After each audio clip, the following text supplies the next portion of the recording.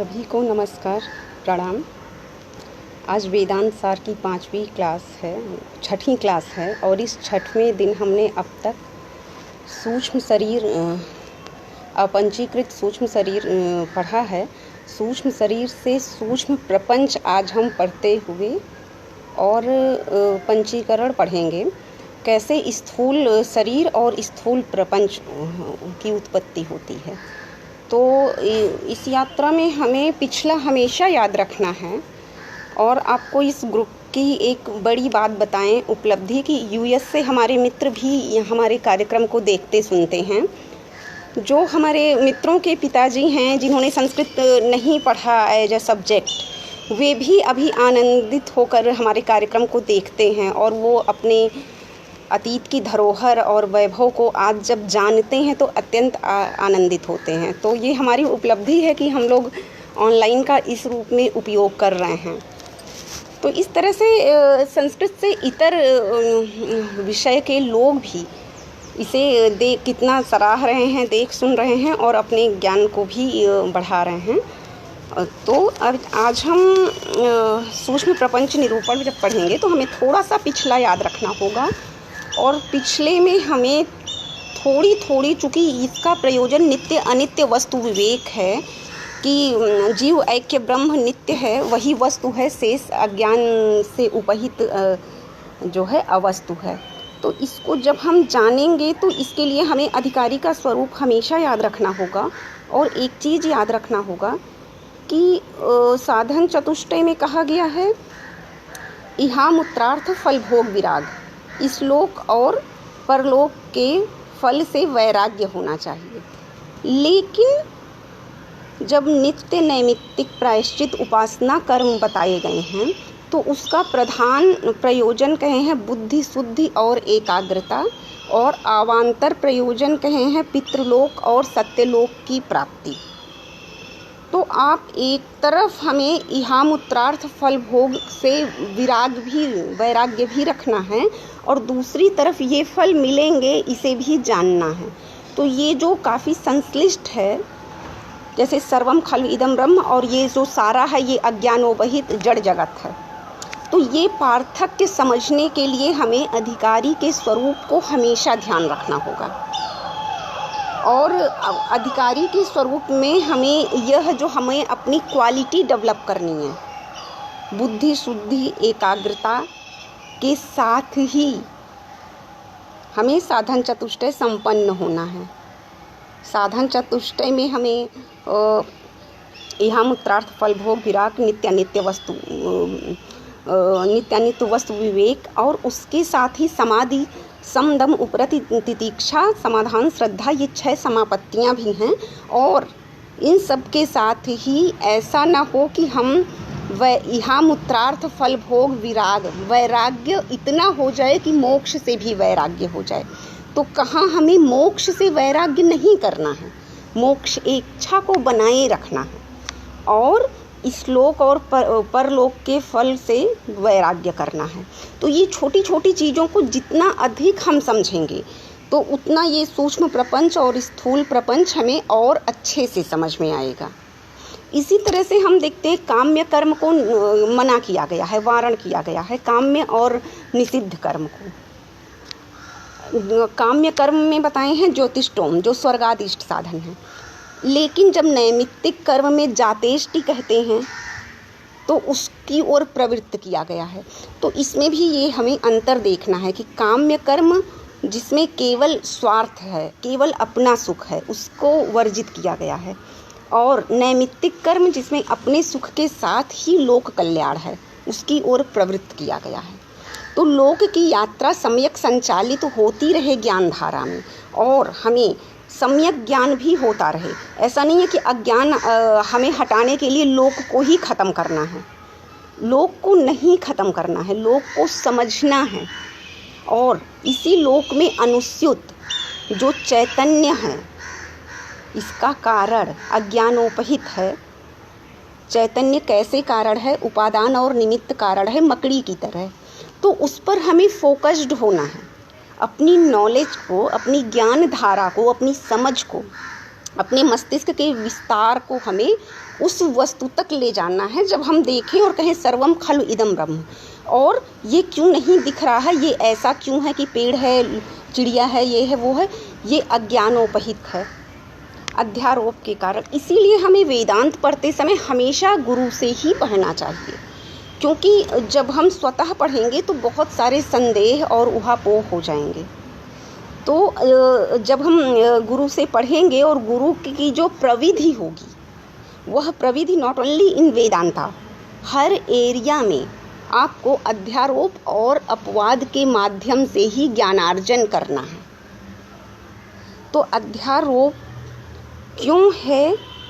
अगर शुद्ध चैतन्य ब्रह्म ही सत्य है, वस्तु है, तो यह आरोपित जगत क्यों है? अनादि अविद्या के कारण, अज्ञान के कारण। अज्ञान कैसा होता है?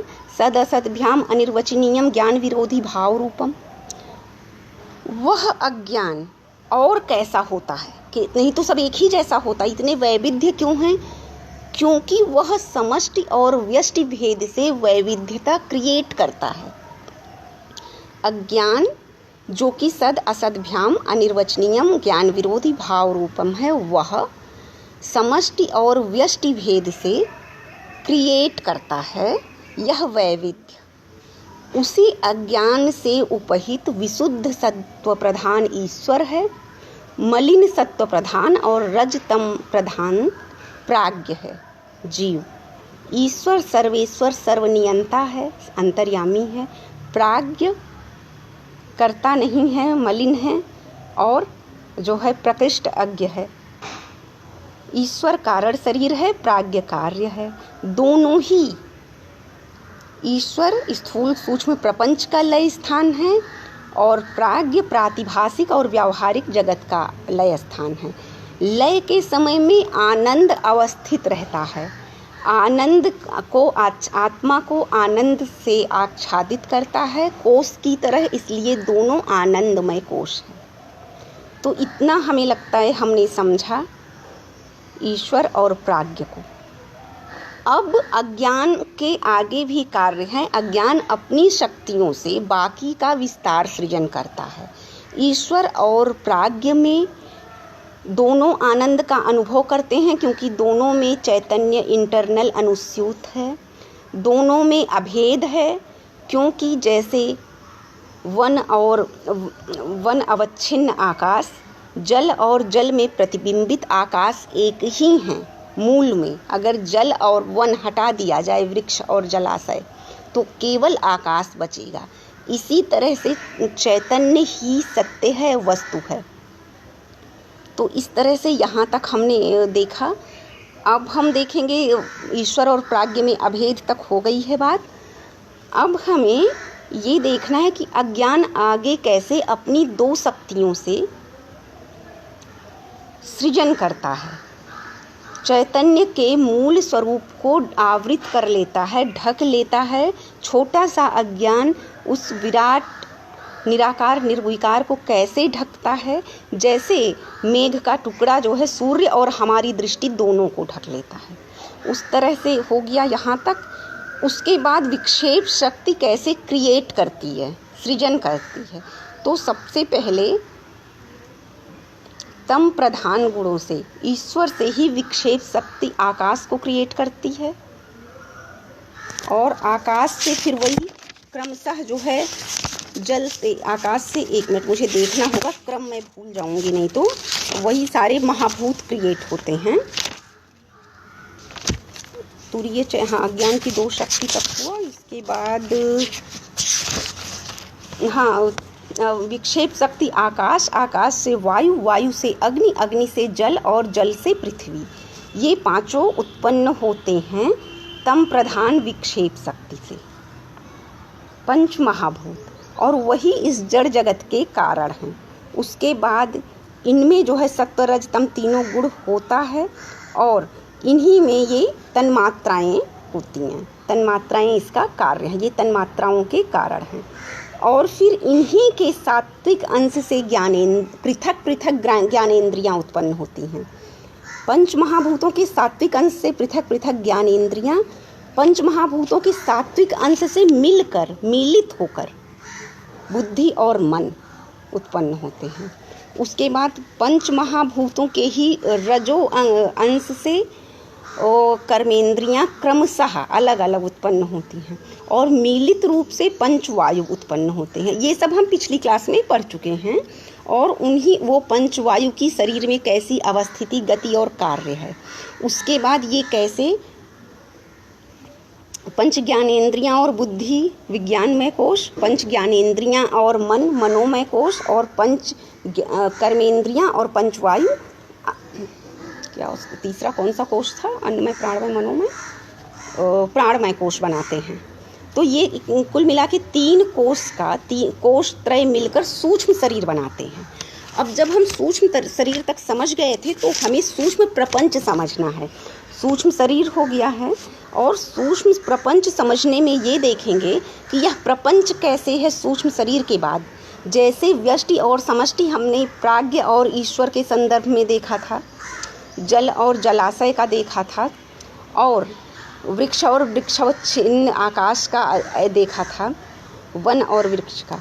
उसी तरह से जब ये सूक्ष्म शरीर समष्टि से उपहित है तो सूत्रात्मा है, कॉमन फैक्टर है जो सब में सूत्र रूप में विद्यमान है। और जब यह व्यष्टि रूप में है तो तेजस है। ये हम समष्टि व्यष्टि आगे समझते चलेंगे, सब में होगा, क्योंकि जब स्थूल शरीर है वहाँ भी समष्टि और व्यष्टि है। तो यहाँ जो है अखिल सूक्ष्म शरीर एक बुद्धि का विषय होने के कारण कॉमन फैक्टर, जैसे हम कहते हैं सब एक है, सब उसी का बनाया है, सब उस ईश्वर का बनाया है। तो जो ये मतलब बुद्धि से जो यह ज्ञान हुआ कॉमन फैक्टर, यह सबको एक सूत्र में बांध दिया, तो यह समष्टि रूप में सूत्रात्मा है। और यही व्यष्टि रूप में जब हम कहते हैं सब में वही ईश्वर है, तब यह तेजस है व्यष्टि रूप में। और उसी तरह से जैसे यह उपाधियां जल में प्रतिबिंबित आकाश और वन अवच्छिन्न आकाश, वन और जल के हटने पर केवल आकाश है, वैसे ही यह सूक्ष्म प्रपंच की समष्टि और व्यष्टि हटने पर शुद्ध चैतन्य ही है। और इसी शुद्ध चैतन्य के कारण सूक्ष्म मतलब कि सूत्रात्मा और तेजस में अभेद भी है। ठीक है, अब हम यहाँ से आगे देखेंगे। अच्छा, यहाँ इसमें एक चीज़ जो कहा, बुद्धि में चित्त का और मन में अहंकार का अंतर्भाव हो जाता है। लेकिन जब हमें अधिकारी का स्वरूप बताया गया है तो कहा गया कि नित्य नैमित्तिक प्रायश्चित कर्म से बुद्धि शुद्धि होती है और उपासना से चित्त एकाग्र होता है। यहाँ दोनों का अलग अलग डिवीज़न किया, लेकिन आगे चल के चित्त का बुद्धि में अंतर्भाव हो जाता है। तो इस तरह से हम भेद और संसर्ग को समझते हुए चलेंगे। भेद, जब ये सूत्रात्मा को हम समझेंगे, कॉमन फैक्टर, सूक्ष्म प्रपंच में जो समष्टि को एक सूत्र में बांधने वाला है, समष्टि अवच्छिन्न आकाश या चैतन्य है। आकाश उदाहरण के लिए है, चैतन्य वस्तु है। तो यह जो है सूत्रात्मा एक सूत्र में जो बांधता है वह एक बुद्धि विषय होने के कारण है। और वही जो व्यष्टि में है, जब हम कहते हैं सब में कड़ में ईश्वर है, तो वो अज्ञानोपहित ईश्वर जो है चैतन्य का ही निमित्त उपादान कारण है। तो इस तरह से वह तेजस हुआ। तो ये थोड़ा सा हम डिफरेंट भेद और संसर्ग बहुत क्लियर होकर समझेंगे, और हमें अज्ञान को समझते समझते ज्ञान को अर्जित करना है। तो अत्र अपि अखिल सूक्ष्म शरीरम एक बुद्धि विषयतया वनवत जलाशयवत व समष्टिर अनेक बुद्धि विषयतया वृक्षवत जलवत व व्यष्टिर अपि भवति। अब यह जो सूक्ष्म शरीर है वह अनेक बुद्धि विषय होने के कारण कैसे वन और जलाशय के रूप में समष्टि और वृक्ष और जल के रूप में व्यष्टि की तरह है। एक बुद्धि विषय होने से वृक्ष और जल की तरह व्यष्टि, अनेक बुद्धि विषय होने से वन और जलाशय की तरह समष्टि है। क्या सूक्ष्म शरीर यहाँ हम सूक्ष्म शरीर 17 अवयवों का पढ़े, जो कि लिंग शरीर भी है कहते हैं, उसी को अब हम सूक्ष्म प्रपंच समझते हैं, या प्रपंच कैसे विस्तारित है। तो फिर एवत् समष्ट्योपहितम चैतन्यम सूत्रात्मा, यह सारा अज्ञानोपहित विशुद्ध सत्व ईश्वर का ही प्रपंच है। उसी से आकाश, आकाश से वायु, वायु से जल क्रमशः हुआ है महाभूत, महाभूत के सात्विक अंश से ज्ञानेंद्रियाँ, रजोवंश से कर्मेंद्रियाँ, रजोवंश के मिलित होने से जो है पंचवायु, और वो सारे मिलकर बने हैं सूक्ष्म प्रपंच। और क्यों सब अज्ञानोपहित है, इसलिए सब में चैतन्य सूत्रात्मा रूप से विद्यमान है। तो इस तरह से हम ये देखते हैं कि अत्यसाम समष्टि स्थूल अपेक्षा सूक्ष्मत्वात् सूक्ष्म शरीरम विज्ञानमय आदि कोस्त्रय। अब इसमें भी लय होता है स्थूल प्रपंच का। स्थूल प्रपंच अभी हम आगे पढ़ेंगे। इस सूक्ष्म शरीर में, सूक्ष्म प्रपंच में स्थूल प्रपंच का लय होता है, और आनंद का लय नहीं होता। इस तरह से पूजा जी आ गई हैं, बहुत देर से आई, सब छूट गया पिछला। तो इसके बाद जो है इस तरह से व्यष्टि स्थूल शरीर अपेक्षा सूक्ष्मत्वाद इति हेतोर एवं सूक्ष्म शरीरम विज्ञानमयादि कोस्त्रयम जाग्रत वासनामयत्वात् स्वप्नोवत् एवं स्थूल शरीर लय स्थानम इत्युच्यते। अब यह जो है सूक्ष्म शरीर, तो ये तीनों कोष से विज्ञानमय आदि कोषत्रयम मतलब विज्ञानमय, मनोमय, प्राणमय, तीनों कोष से आच्छादित होने से, और स्थूल शरीर का लय यहाँ होता है जागृत अवस्था में भी, और वासना के कारण यहाँ लय होता है स्वप्न। और आनंद की जो इस सूक्ष्म शरीर में आनंद की अनुभूति होती है, वह मनोमय कोष के कारण होती है। वहाँ ईश्वर और प्राज्ञ में जो आनंद का लय नहीं होता था, उसका कारण था आनंदमय कोष, लेकिन सूक्ष्म प्रपंच में आनंद का कारण मनोमय कोष है। तो इस तरह से हम आज इसको समझते हुए चलेंगे। तो चर अचर सारे जितने भी स्थावर जंगम है, सब ईश्वर का ही विन्यास है। वहाँ से पंच महाभूत, पंच महाभूत से पंच ज्ञानेंद्रिय, और फिर उसी के रजंश से कर्मेंद्रिय, और मिलित रजंश से पंचवायु। वहाँ से बुद्धिमन के साथ 17 अवयव, 17 अवयव का 3 कोष, कोषत्रय से मिलकर हुआ सूक्ष्म शरीर। सूक्ष्म शरीर से सूक्ष्म प्रपंच बना। वह यह है कि चर अचर प्राणी मात्र के जितने भी सूक्ष्म शरीर हैं, हमारा मन, हमारी बुद्धि, हमारी आत्मा, ये सारा सूक्ष्म शरीर का विषय है, जो दिखता नहीं है लेकिन है।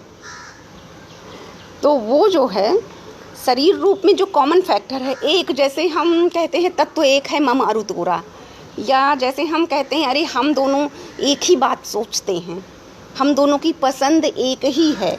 तो इस तरह की जो बातें आती हैं, वह मनोमय, मन के मनोमय कोष से आनंद का वहाँ अनुभव होता है। तो वह जो है एक बुद्धि का विषय होने के कारण फिर वहाँ जो है व्यष्टि और अनेक बुद्धि का विषय समष्टि, और वही समष्टि से सूत्रात्मा और व्यष्टि से तेजस है। सूत्रात्मा और तेजस सूक्ष्म प्रपंच के अंतर्गत समष्टि और व्यष्टि उपहित अज्ञान हैं। ठीक। अब इसमें जो है इसमें भी चैतन्य अज्ञानोपहित विद्यमान हुआ है। ठीक है। तो यह जो है ज्ञान शक्ति के कारण जो विज्ञान में कोश वाला उपाधि है चैतन्य, वह सूत्रात्मा है। अब यहाँ थोड़ा सा डिफरेंस आता जाएगा जैसे जैसे आगे बढ़ेंगे। जो सूत्रात्मा है वह विज्ञान में कोश की उपाधि के कारण है, और जो इच्छा शक्ति वाला मनोमय रूप है वह जो है हिरण्यगर्भ है, और जो प्राणमय है वह सूत्रात्मक हिरण्यगर्भ है। तो इस तरह से तीनों कोश का जो क्या था पहले विज्ञानमय है वह ज्ञान शक्तिमत है, और जो मनोमय है वह इच्छा शक्तिमत है, और जो प्राणमय है वह क्रिया शक्तिमत है। तो इच्छा ज्ञान क्रिया, यहाँ सूक्ष्म प्रपंच में इच्छा और ज्ञान और क्रिया, इन त्रिपुटी को हम समझेंगे। और यही त्रिपुटी इच्छा विज्ञानमय कोश, सूत्रात्मा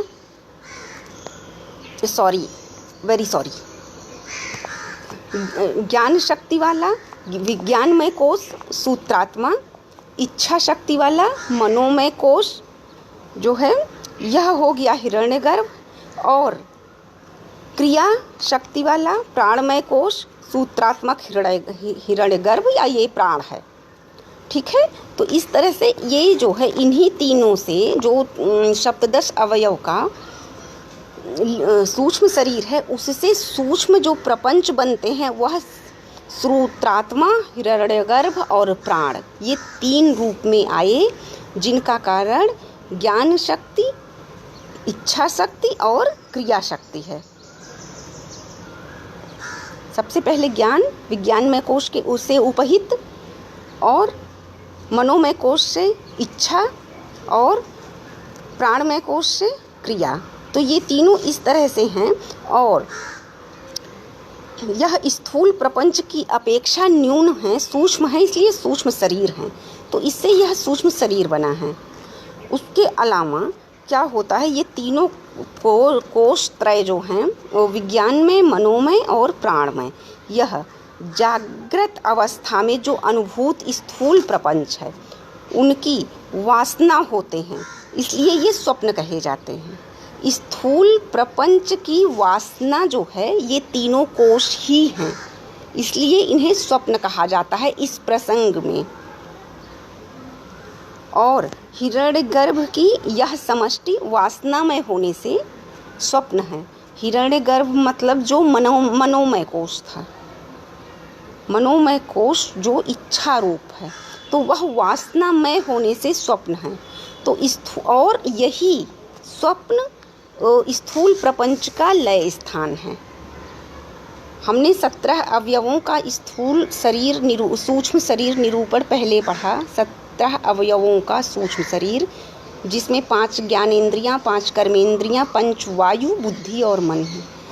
उन्हीं को से जो है 3 कोश बने हैं, और वही 3 कोश यहाँ स्थूल प्रपंच के रूप में कैसे विस्तारित हैं ये हम समझ रहे हैं, जिसमें ज्ञान शक्ति वाला विज्ञानमय कोश, इच्छा शक्ति वाला मनोमय कोश और क्रिया शक्ति वाला प्राण है। तो इस तरह से ये 3 हैं। यहाँ स्थूल प्रपंच का लय होता है, यह स्वप्न तथा सूक्ष्म है। हिरण्यगर्भ की यह समष्टि प्रपंच तथा सूक्ष्म है। तो इस तरह से ये हम थोड़ा सा समझने का प्रयास करेंगे, 2-3 बार हमें इसे समझना होगा। अब सूक्ष्म शरीर की व्यष्टि से जो उपहित है वह तेजोमय तेजस है, और जो समष्टि अभी हमने पहले भी बताया, जो समष्टि है वह सूत्रात्मा, कॉमन फैक्टर, तो तेजस है। और इस तेजस की व्यष्टि भी, तेजस की यह व्यष्टि भी स्थूल शरीर की अपेक्षा सूक्ष्म, तेजस की व्यष्टि भी सूक्ष्म शरीर कही जाती है, और समष्टि विज्ञानमय आदि कोशत्रय विश्व चैतन्य से अनुभूत स्थूल शरीर विषयक जागृत वासनामय होने के कारण ये स्वप्न है।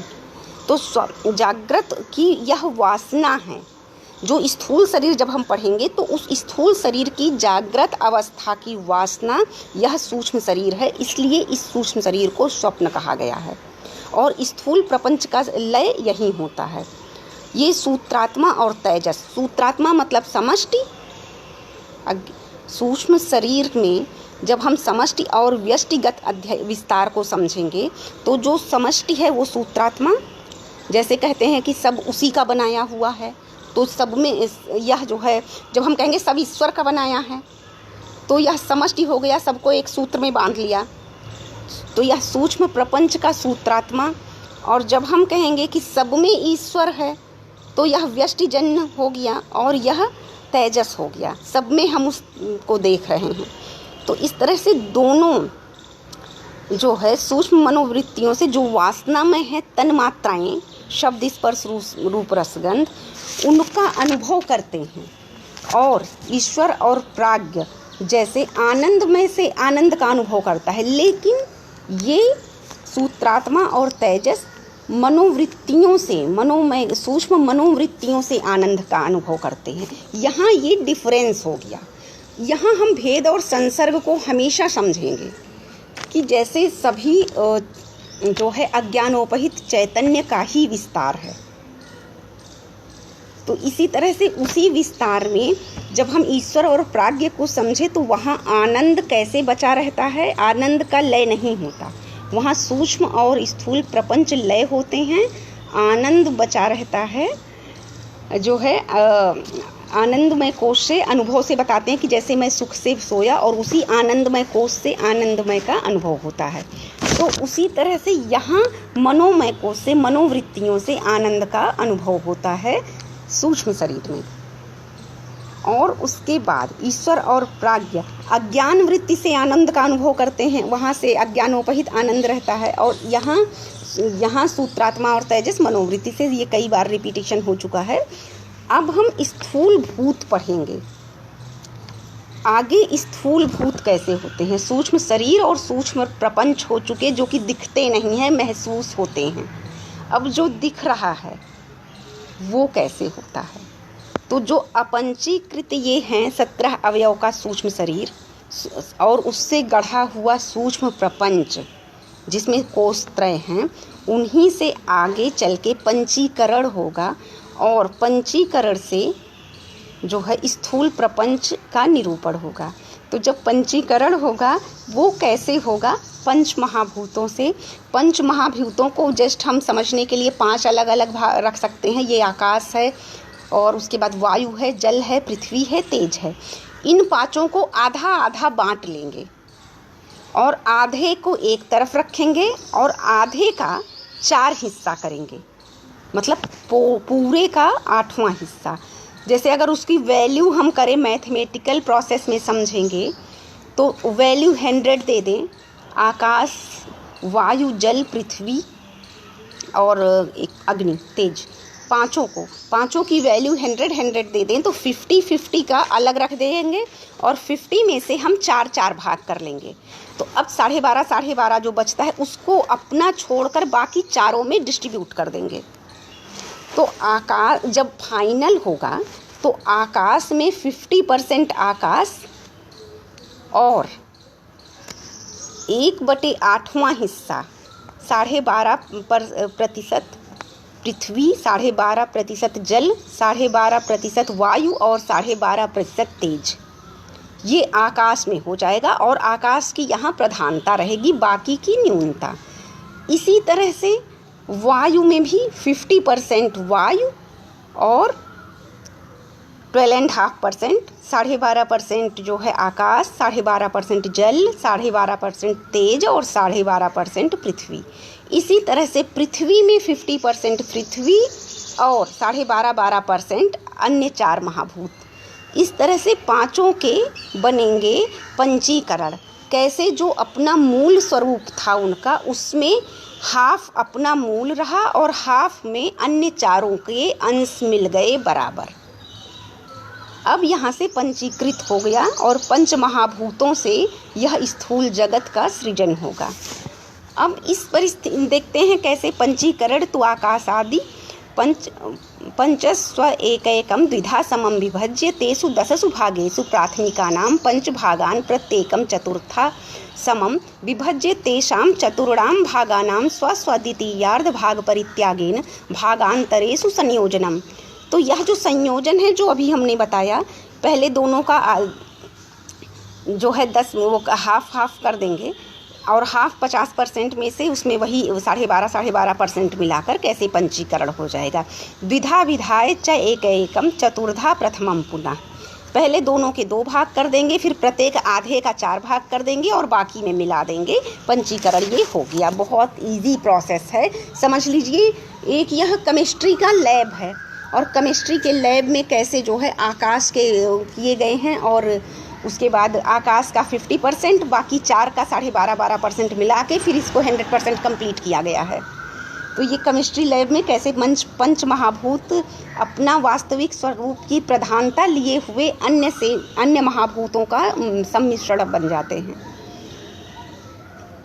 उसके बाद जो है यही चीज़ें श्रुति में भी मिलती हैं और यह किस तरह से इसमें किस महाभूत में कौन सी तन्मात्राएं आती जाती हैं, प्रधानता और विस्तार से ये हम आगे समझते जाएंगे। तो यहाँ हम ये देख रहे हैं कि इससे पंचीकरण जब हो गया तब उसके बाद कुल मिला के क्या होता है कि ये उपनिषद में, छांदोग्य उपनिषद में भी ये पंचीकरण का भी है। और इस तरह से कैसे पांच महाभूतों में 5 तन्मात्राएं मिलती हैं ये हम देखेंगे। हाँ, इसमें जो है क्या होता है, आकाश, ये जो इसके जो विषय हैं, जब एक महाभूत में बाकी 4 भी मिले तो उन चारों की जो क्वालिटी, रूप, रस, गंध है वो कैसे उसमें जाती है, कितनी जाती है, तो ये हम समझने के लिए क्या करेंगे, एक सेकेंड। हाँ, इसके लिए फिर ये देखते हैं कि आकाश में केवल शब्द तन्मात्रा आता है।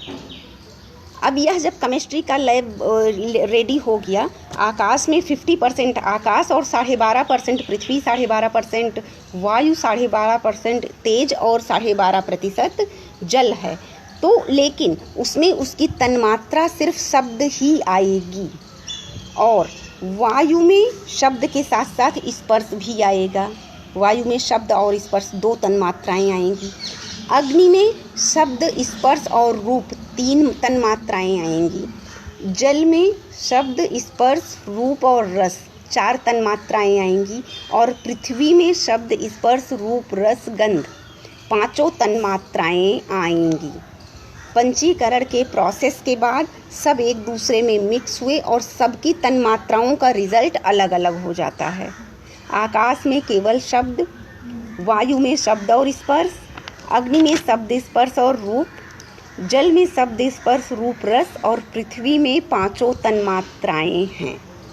अब इसके बाद हम देखेंगे कि इन पंचीकृत महाभूतों से, पंच बड़े आराम से कह दिया जाता है कि पंच रचित यह अधम शरीरा, लेकिन अब देखते हैं कि यह अधम शरीर और पंच महाभूत के बीच की जो प्रक्रिया है वह कितनी लंबी है। पढ़ लिख के सब कलेक्टर बनते हैं, लेकिन पढ़ने पहली क्लास में स्कूल जाने से लेकर कलेक्टर की ज्वाइनिंग तक का जो प्रोसेस है वो हम इसको ऐसे समझने का प्रयास करेंगे। तो इसमें यह है कि पंचीकृत, जब ये पंचीकृत हो चुके हैं, पंचीकरण प्रक्रिया के बाद जो महाभूत हैं उनसे ब्रह्मांड की उत्पत्ति होती है। और जो यह ब्रह्मांड है उसके 14 लोक कहे गए हैं, 7 ऊपर के और 7 नीचे के। हम अधिकारी के स्वरूप में एक जगह पढ़े थे, नित्य नैमित्तिक प्रायश्चित कर्म से सत्यलोक और पितृलोक की प्राप्ति होगी। अवान्तर फल में जो हमने सत्यलोक वहाँ पढ़ा था अधिकारी के स्वरूप में, वह यहाँ क्रिएट हो रहा है। तो वह यहाँ जो बन रहा है वह पंचीकृत पंच महाभूतों से ब्रह्मांड, और इसी ब्रह्मांड में जो ऊपर के 7 लोक हैं, ओम भूर्भुवः स्वः करते हैं, ओम भूर्भुवः स्वः गायत्री मंत्र में पढ़ते हैं, वो देखते हैं। 7 जो ऊपर के लोक हैं वो ये भूलोक, फिर भुवःलोक, फिर स्वहलोक, फिर महलोक, फिर जनहलोक, फिर तपोलोक, फिर सत्यलोक। ये 7 लोक ऊपर के हैं। जैसे हम लोग बहुत सारी पूजा में भी सत्य स्वाहा करते हैं, सत्यलोक और मह जनह का, तपोलोक का। तो इस तरह से ये 7 ऊपर के लोक हो गए। अब नीचे के 7 लोक देखते हैं। जैसे कहते हैं ना, पाताल चला गया कोई चीज़। अब पाताल इतनी आसानी से नहीं बनता है। तो पाताल के सबसे 7वां है अधोतल का। अधोतल में 7 जो हैं वो कौन कौन से हैं? सबसे पहला है अतल, फिर वितल, फिर सुतल, फिर रसातल, फिर महातल और तब पाताल। अतल, वितल, सुतल, रसातल, महातल और पाताल। रसातल में भेजने की गाली बहुत हम लोग के गांव में मिलती है, रसातल हो जाएगा। लेकिन रसातल जो है 3 लोक के बाद, नीचे के 3 लोक के बाद 4था लोक है। और पाताल 7वां है, जहाँ तक पहुँचना बहुत मुश्किल है। पाताल चला गया, पाताल सिधार गए, ऐसी बातें बोली जाती हैं अब शब्दों में। तो वो उसका प्रोसेस यहाँ है। पंचीकृत पंच महाभूतों से कैसे ऊपर के 7 लोक और यह नीचे के 7 लोक, टोटल 14 लोकों वाला ब्रह्मांड बना है। ये ब्रह्मांड बन गया इसी ब्रह्मांड में 4 तरह के शरीर होते हैं। मतलब ये जो बायोलॉजी का सब्जेक्ट है, बायोलॉजी में जूलॉजी और बॉटनी दोनों आते हैं, वनस्पति विज्ञान और जंतु विज्ञान। तो वनस्पति और जंतु दोनों विज्ञान यहाँ उत्पन्न, यहाँ से बायोलॉजी शुरू होती है। कितने तरह के होते हैं शरीर? जरायुज, जरायुज मतलब जो गर्भ से में क्रिएट होकर उत्पन्न हो, जैसे मनुष्य, गाय, भैंस, जिसके बच्चा ही जन्म हुए देते हैं गर्भ से, गर्भ में बच्चा सृजित होकर और फिर जन्म देते हैं, वो जरायुज हैं। जरायु बच्चेदानी को बोलते हैं, आयुर्वेद की भाषा में जरायु बोलते हैं।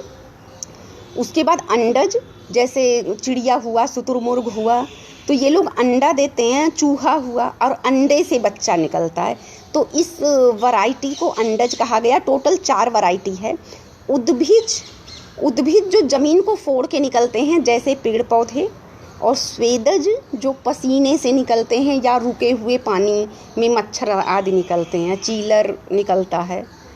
और एक और आपको बात बताऊं कि चूहा, बायोलॉजी के अकॉर्डिंग चूहा स्वेदज और अंडज दोनों होता है। ओरिजिनली भूसे में अगर आप पसीने वाली शर्ट रखें तो 21 दिन में चूहा अपने आप जन्म ले लेता है। तो यहाँ चूहा स्वेदज हुआ, लेकिन वही चूहा जब बच्चा दे के बच्चा पैदा करता है तब वह अंडज हो गया। तो यहाँ से आपका जो आज का साइंस है, बायोलॉजी, जूलॉजी, बॉटनी, डॉक्टर बनते हैं या प्लांटेशन की स्टडी करते हैं, वो यहाँ से आरंभ होती है। तो इस चीज़ को हमें हमेशा मेन रखना है। और यहाँ फिर यही 4 प्रकार के शरीर हो गए। जरायुज, गर्भ से उत्पन्न होने वाले बच्चे के रूप में, जैसे हाथी हुआ, गाय, भैंस और मनुष्य, इन सब के बच्चे। अंडज जो अंडों से होते हैं, सांप, चिड़िया, शुतुरमुर्ग, इनके। उद्भिद जो ज़मीन फोड़ के निकलते हैं, पेड़ पौधे, वनस्पतियाँ, भूई फोर, वे मशरूम आदि। स्वेदज जो पसीने से उत्पन्न होते हैं, इसमें स्वेदज में जुआ, मच्छर, रुके हुए पानी से जो अपने आप आ जाते हैं, कीड़े मकोड़े, बरसाती, उस तरह के स्वेदज हो जाएंगे। ये हो गया स्थूल प्रपंच। महाभूत जब पंचीकृत हुए तो ब्रह्मांड के टोटल 14 लोक, और इस 14 लोक में 4 तरह के शरीर। अब ये देखिए स्थूल प्रपंच कैसे होता है। स्थूल प्रपंच में भी समष्टि और व्यष्टि का भेद है, और इसी समष्टि और व्यष्टि से यह विराट विश्व और वैश्वानर होगा। व्यष्टि से विश्व और समष्टि से वैश्वानर, और ये सारा अज्ञानोपहित चैतन्य है। तो कैसे इसमें चैतन्य है ये हम देखेंगे। अज्ञानता से क्यों ये सृजित हुआ और इसके बाद कैसे चैतन्य है। और हम अपने नॉलेज लेवल को वहाँ तक जाकर, जैसे बायोलॉजी या जो हम लोग मेडिकल साइंस क्या पढ़ता है, सर्जरी करना, उसको रिपेयर करना, या कोई बीमारी है तो क्यों है, चेकअप, टेस्ट, और उसका पता लगाना, कारण का पता लगाना, और फिर उसके निदान का पता लगाना, ये चीज़ें बहुत बाद की हैं। उससे पहले का है कि शरीर डेवलप कैसे हुआ, ब्रह्मांड कैसे बना। तो यहाँ ये थ्योरी आ रही है। और इसके बाद जो है हम ये देखते हैं कि स्थूल प्रपंच कैसे समष्टि और व्यष्टि के रूप में दो भाग दिखता है। और जब वह समष्टि और व्यष्टि का भेद हम हटा देते हैं, समष्टि और व्यष्टि में हमेशा ये समझेंगे कहीं वन और वृक्ष की तरह आच्छादित आकाश है, और कहीं जल और जलाशय की तरह प्रतिबिंबित आकाश है। मतलब जो चैतन्य है कहीं उसको समष्टि और व्यष्टि को बाहर से चारों ओर घेरे हुए है, और कहीं वह उसमें प्रतिबिंबित है, भीतर है।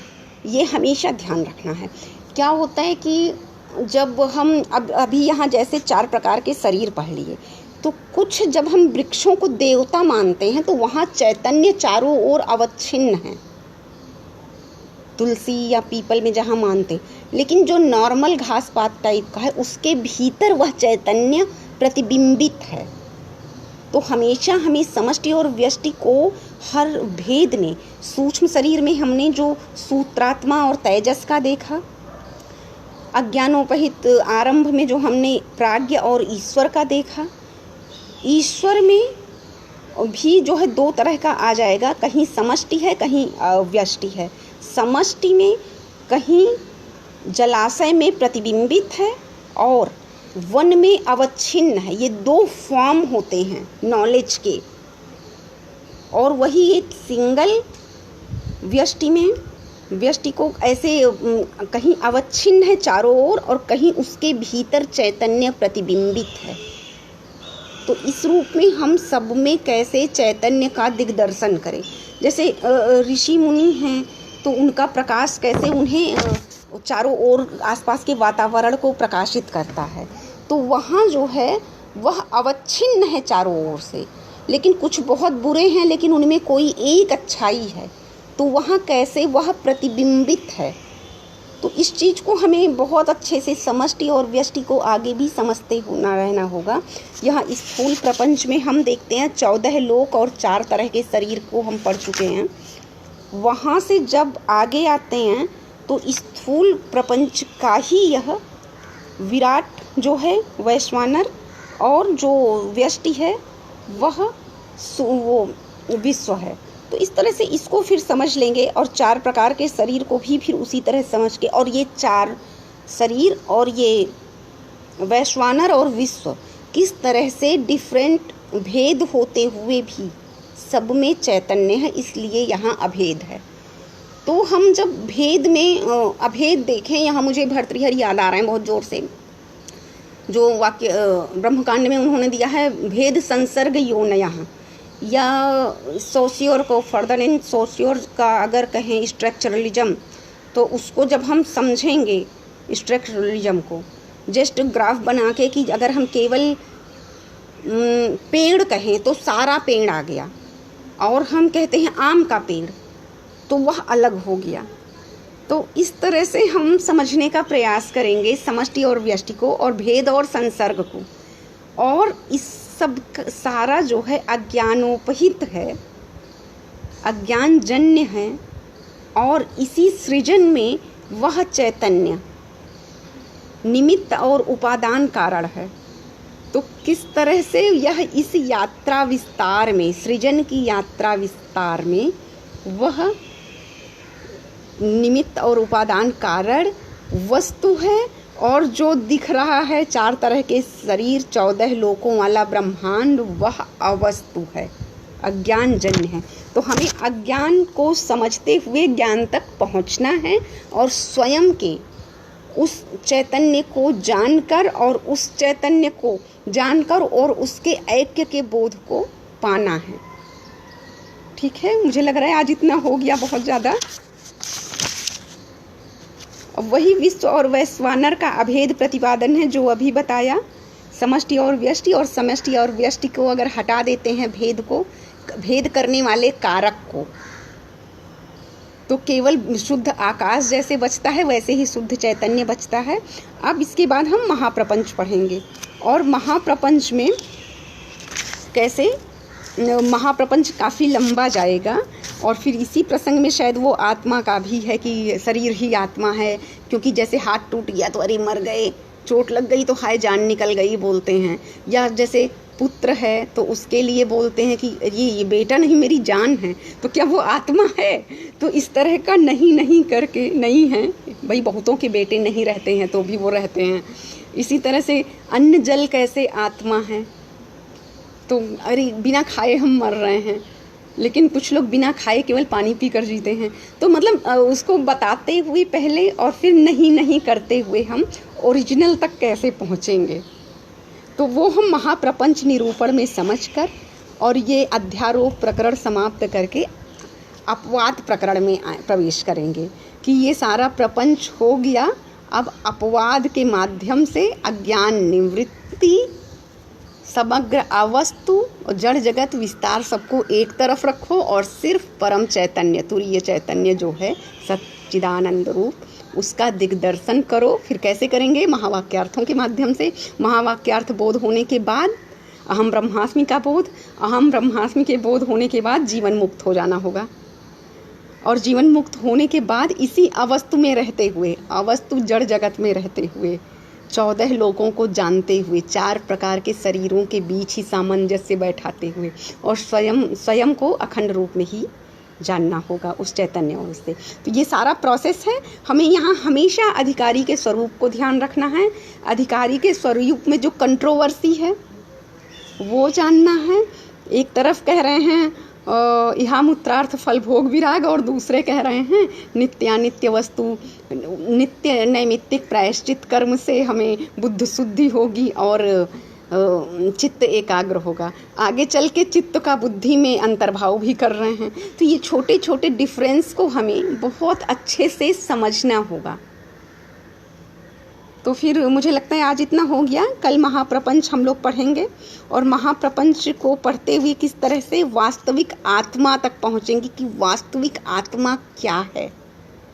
और फिर वास्तविक आत्मा अगर हम समझ गए तो उस चैतन्य को समझेंगे, परम ब्रह्म को, जो निर्विकार निराकार है, महावाक्यों के माध्यम से, महावाक्यार्थों के माध्यम से। और उसमें फिर बाद में वही होगा जहल अजहल लक्षणा से, शब्द शक्तियों से कैसे यह वही देवदत्त है, यह वही देवदत्त है, वह परम ब्रह्म यही है, ये समझते हुए फिर हम अहम ब्रह्मास्मि को अनुभव करते हुए और जीवन मुक्त होकर इस संसार में कैसे मैनेज करें। It's kind of individual management. यह एक पर्सनालिटी डेवलपमेंट का बहुत अच्छा टूल है, जिससे हम जो चीज़ हमारे अनुकूल नहीं है वहाँ भी हम कैसे रहें, कैसे सामंजस्य बैठाएं, ये है। मुझे लग रहा है मैं प्रयास कर रही हूँ। और अगर आने वाले 10-12 दिन में यह चैप्टर ख़त्म हो गया तो मैं आगे कोई नई बुक स्टार्ट करूँगी। और कोई भी गलती हो रही हो तो बताते रहिएगा। फिर से नमस्कार, सबको धन्यवाद। और प्रोफेसर मदन मोहन झा जी को विशेष धन्यवाद जिन्होंने मुझे यह अवसर दिया। नमस्कार।